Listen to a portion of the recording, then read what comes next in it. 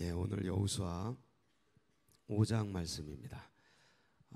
오늘 이 5장 말씀은 앞에 있는 부분들 요단강 건너고 할례를 행하는 부분과 뒤에 있는 부분 여호와의 군대 장관 만나는 이 장면이 굉장히 좀 상치가 되고, 뒤에 여호와의 군대 장관 만나 가지고 네 발에서 신을 벗으라 라고 말하는 이 본문이 굉장히 어색하게 느껴지는 그런 장면이 이 여호수아 5장 말씀입니다.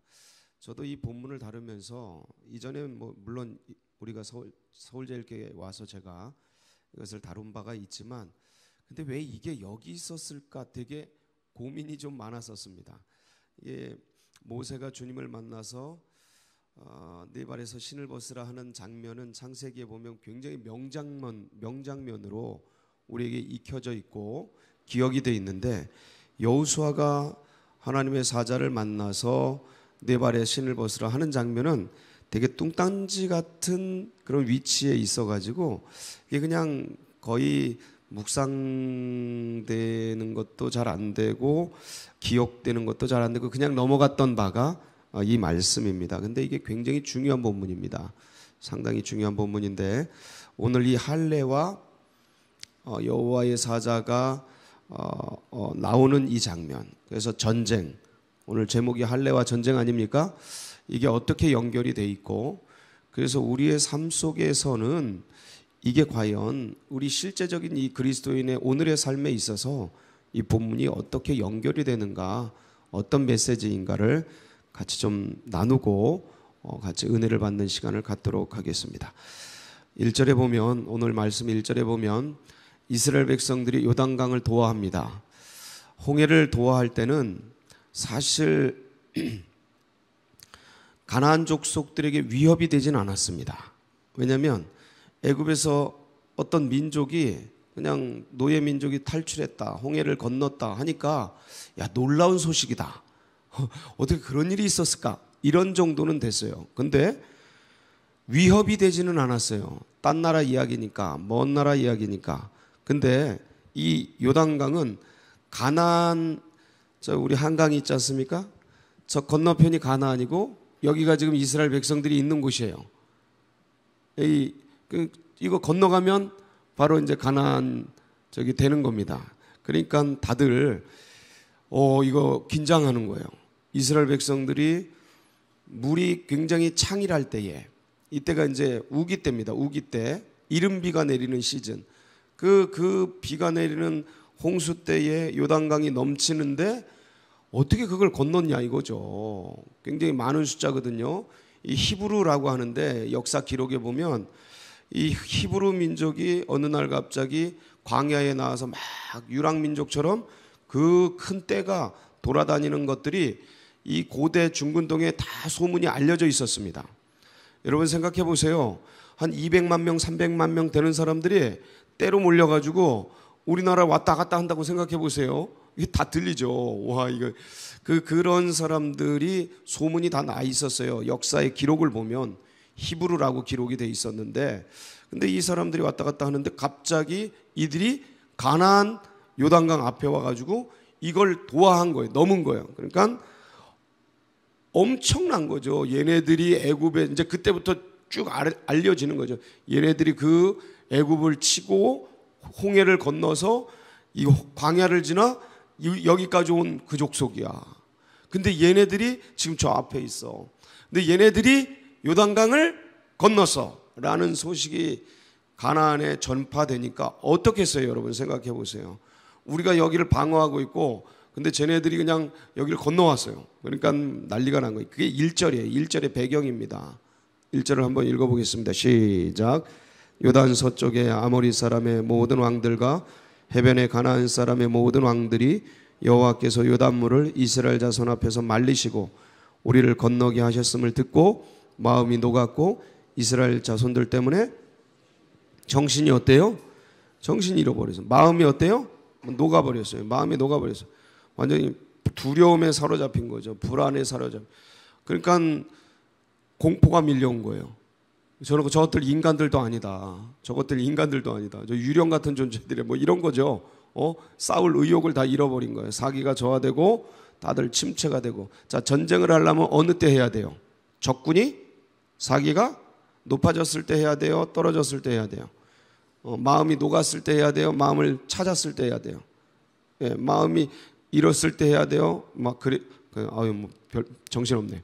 그래서 마음을 잃었을 때, 마음이 녹았을 때, 적군들이 사기가 팍 떨어졌을 때, 이때 전쟁을 해야 되는 거 아닙니까? 자, 이때 전쟁을 해야 되는데 하나님은 이스라엘 백성들 보고 이때 뭐 하라 그러셔요? 할례하라고. 할례. 이 굉장히 언밸런스한 내용입니다. 그러니까 인간의 상식과 인간의 이성과, 아니 지금 다 자금을 투입해서 확 밀어붙여야 되는데 사업적으로 얘기하면 다 빼고 가만히 있으라는 거예요. 전쟁을 하려면 이때 확 밀어붙여야 되는데 요단강 도와 시간이 들었어요, 돈이 들었어요. 그냥 건너버린 건데 이 에너지 갖고 사기 충천해서, 이스라엘은 지금 사기 충천, 저쪽은 얘기 듣고 그냥 사기가 뚝 떨어져 있는 이때가 전쟁의 타이밍 아닙니까? 싸움을 해도 의기소침할 때 그냥 선빵 날리고 날아가는 거 아니겠습니까? 이때 해야 되는데 갑자기 2절 시작. 그때 여호와께서 여호수아에게 이르시되 너는 부싯돌로 칼을 만들어 이스라엘 자손들에게 다시 할례를 행하라 하심. 뭐 하래요? 무기 좀 만들고 장비 점검하고 이래도 시원찮은데 돌칼을 부싯돌로, 부싯돌로 돌칼로 할례 행하래요. 할례는 뭐예요? 포경수술. 전문 용어로 포경수술 아닙니까? 여러분, 이 포경수술은 한번 하면은, 지금은 좀 빠르게 하지만 옛날에 이 돌칼로 잘라가지고, 포피 잘라가지고 어느 정도 시간 걸리겠어요?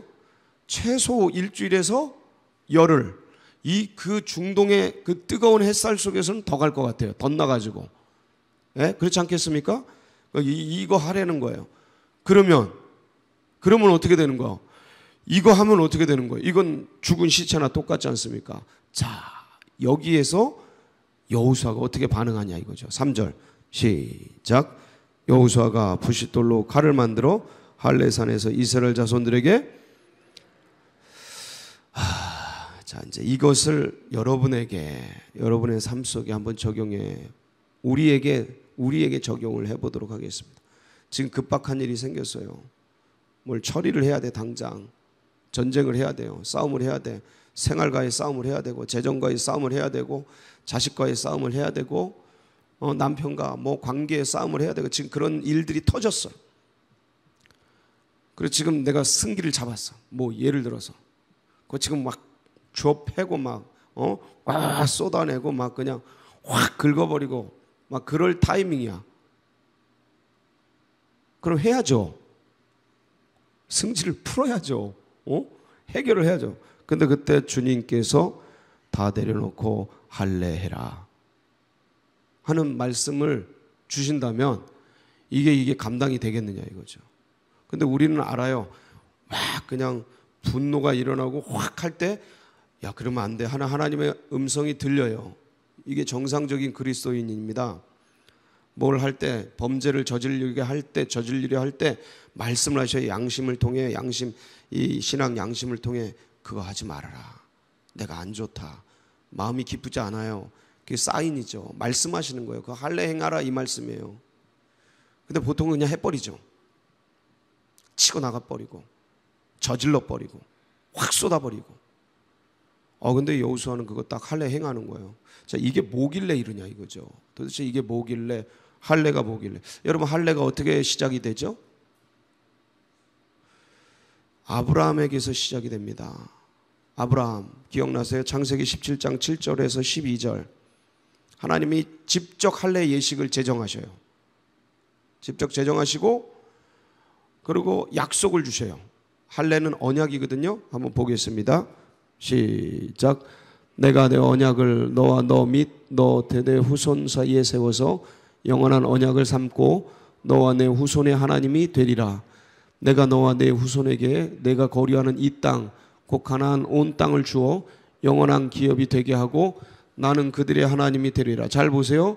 17장 7절에서는 자손에 대한 언약이에요. 너와 내 대대 후손 사이에 자손, 그리고 8절에는 이 땅 곧 가나안 온 땅, 그러니까 자손과 땅에 대한 언약이에요. 이 아브라함은 잘 안 믿겨지는데 이때가 99세 때 나타나신 거거든요. 하나님이. 그래서 이 약속을 주시는 거예요. 잘 안 믿겨지는 아브라함에게 이 약속을 주는데도 하나님 이스마엘이나 잘 되길 바랍니다 그러고 말아요. 근데 하나님이 약속을 주시는 거예요. 자, 계속 읽어갑니다. 하나님이 또 아브라함에게 이르시되 그런즉 너는 내 언약을 지키고 내 후손도 대대로 지키라. 너희 중 남자는 다 할례를 받으라. 이것이 나와 너희와 너희 후손 사이에 지킬 내 언약. 이거 봐. 자손과 땅에 대한 약속을 어디에 새기는 거예요 지금? 몸에 새기는 거예요. 몸. 가장 중요한 인간에게, 남성에게, 그때는 남자만이 사람이에요 진짜. 하여간 중요한 그 부위의 생식기, 생명체, 생명이거든요 거기에다가 새기는 거예요. 약속을 새기는 거예요. 그걸 보면서, 자, 그래서 너희는 포피를 베어라. 이것이 나와 너희 사이의 언약의 표징이니라. 너희의 대대로 모든 남자는 집에서 난 자나 또는 너희 자손이 아니라 이방에게서 손으로 산 자를 막론하고 난지 8일 만에 할례를 받을 것이라. 그래서 난지 8일 만에 할례를 받게 되는데 이 하나님과 약속이, 근데 이 약속을 그동안 못 지켰어요. 이 광야에서 떠돌이 생애를 하니라고 그 이유에 대해서 뒤에 나오잖아요. 광야길에서 걷느라고 언제 어느 때 출발할지 몰라서. 그래서 이제 가나안 땅에 들어와서 지금 도하했잖아요. 가나안 땅에 들어왔잖아요. 할례를 행하는 거예요. 그래서 할례 없는 백성, 약속을 가슴에 품은, 몸에 품은 그 품지 못한 수치, 그것을 떠나보내는 그런 의식을 행하는 거죠. 그러니까 한마디로 다시 약속을 붙잡는 거예요. 하나님의 나에게 주신 후손에 대한 땅에 대한 약속을 다시 몸에 품는 거죠. 이 할례예요. 그래서 굉장히 중요한 건데, 자, 문제는 하나님의 약속은 중요해요. 하나님의 말씀은 중요해요.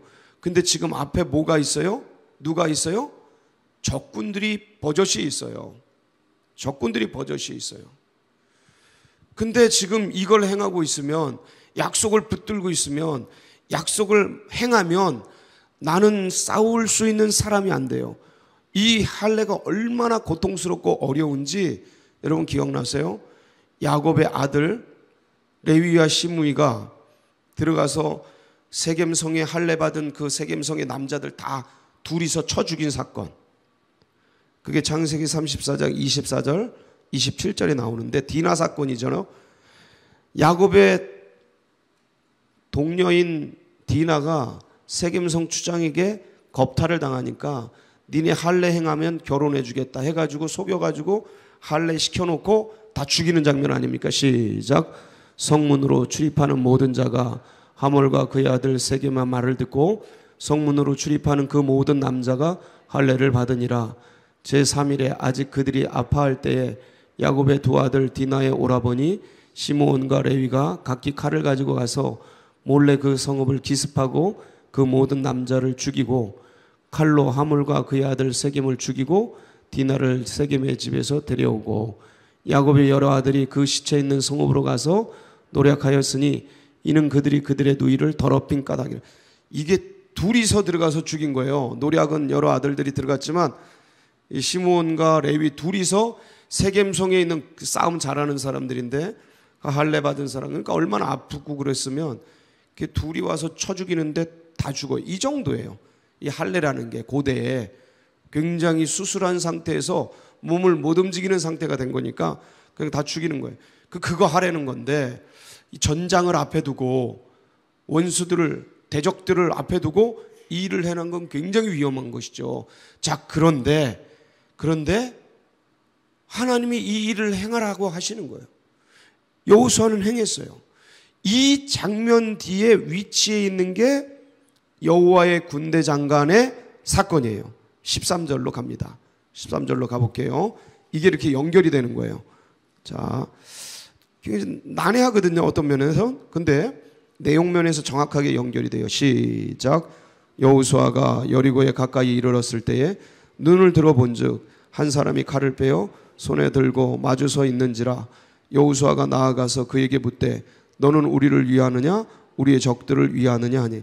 자, 여호수아가 이제 여리고성을 향해서 이렇게 여리고성이 참 굉장히 난공불락의 성이거든요.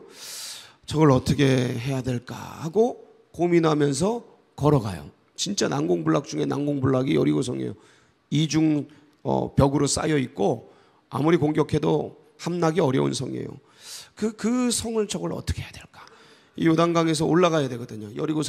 여리고까지는 올라가야 돼. 굉장히 언덕에 있어요. 그러니까 쉽게 방어가 돼요. 공격하는 사람들은 죽도록 고생하고 이걸 어떻게 해야 될까 하면서 고민하면서 걸어가는데, 근데 거기서 누가 오냐면 낯선 사람이 오는 거예요. 칼을 빼어 손에 들고, 잘 보세요. 이 장면이. 눈을 들어본 적 한 사람이 칼을 빼어 손에 들고, 자, 칼 빼서 손에 들고 있어요. 뭐 한 거예요? 전투를 하겠다는 거예요. 전쟁을 하겠다는 거예요. 자, 그래서 서 있는 거 깜짝 놀랐죠. 그래서 여호수아가 저게 적군이냐 아군이냐 몰라가지고 너 우리 위하느냐 적들 위하느냐 물었어요. 그랬더니 나는 누구라고요? 여호와의 군대 장관이다. 14절. 그러니까 여호와의 천사예요. 천군 천사예요. 그 천군 천사가 지금 여호수아 앞에 딱 서 있는 거예요. 근데 여호수아는 어디를 향해 가요? 여리고성을 향해 가잖아요. 이 장면을 여러분 좀 기억을 하셔야 돼요. 상상력을 동원. 여리고성을 향해 간단 말이에요. 그러면 여리고성을 향해 가는데 천사가 마주하고 있어요. 그러면 이 여호와의 천군 천사는 어디서 오는 거예요? 여리고성에서 오는 거죠. 잘 생각해 보세요. 여호수아는 여리고성을 향해 가요. 근데 여호와의 천군 천사 대장은 마주했다 그랬죠. 마주했다. 그러면 이 천군 천사는 어디서 오는 거예요? 여리고성에서 오는 거죠. 칼을 뺀 채 뭐 한 거예요? 전쟁한 거죠. 누구랑? 여리고생 적군들하고. 이해가 돼요? 이스라엘 백성들이 하나님 언약 붙들고 할례 행하고 있으니까 전쟁을 누가 행한 거예요? 하나님이 행해 주신 거예요. 하나님이 행해 주신 거예요. 여러분 이게 믿어지십니까? 저 이거 알고 와, 가슴에 충격이에요. 우리가 하나님 말씀 붙들면 하나님이 우리 일 해주시는구나. 우리 전쟁을 치러주시는. 여러분 그리고 이 여리고성 어떻게 점령합니까? 손가락에 피 묻혀요 안 묻혀요? 이스라엘 백성 피 한 방울 안 묻혀요. 그냥 여리고성 대바퀴 돌고 끝나요. 자체가 무너져요. 누가 하셨어요? 하나님이. 이때 끝난 거예요 이미. 하나님의 말씀 붙들고 이건 진짜 상식적으로 이성적으로 합리적으로 이건 도무지 있을 수 없는 그 일인데 말씀하신 걸 따랐더니 손가락에 피 한 방울 안 묻히고 그 견고한 성 여리고성을 함락시키고 이기고 승리를 하게. 이 첫 전투부터 시작해서 쫙 이 가나안 땅을 완전히 점령하는 엄청난 역사가 일어나게 됩니다. 여러분 오늘도 삶의 현장에 나갑니다. 이 삶은요 바벨론 체계로 쌓인 바벨론 성 같은 엄청난 전쟁이 치러지는 곳입니다. 삶은 하나님의 말씀 꼭 붙들고 언약 붙들고 우리 대신 누가 싸워주시도록? 하나님이 싸워주시도록 승리의 깃발을 들고 나아가는 오늘 하루 되시길 축복합니다. 같이 기도하시겠습니다. 제가 다 말씀은 못 드립니다. 근데 여러분들이 이렇게 가서 조용히 묵상해 보시면 이게 잠잠하게 가슴에서 울렁거려요. 이런 말씀들이. 그런 시간 가지시고 여러분 다음 세대들에게도 이 신앙이 흘러가도록 정말 이 언약이 흘러가도록 위해서 기도해 주시고 내일 모레까지 수능 이제 정시를 넣습니다. 그래서 이제 결과들이 다 나오게 되는데 여러분 마지막까지 위해서 기도해 주시고요. 나라와 민족 안정되도록 그다음에 교회와 여러분 각자 중보 제목 붙들고 우리 주여 한번 부르짖고 주님 오늘도 삶의 전쟁에서 승리하게 하소서 부르짖고 기도하며 나갑니다. 부르짖습니다. 주여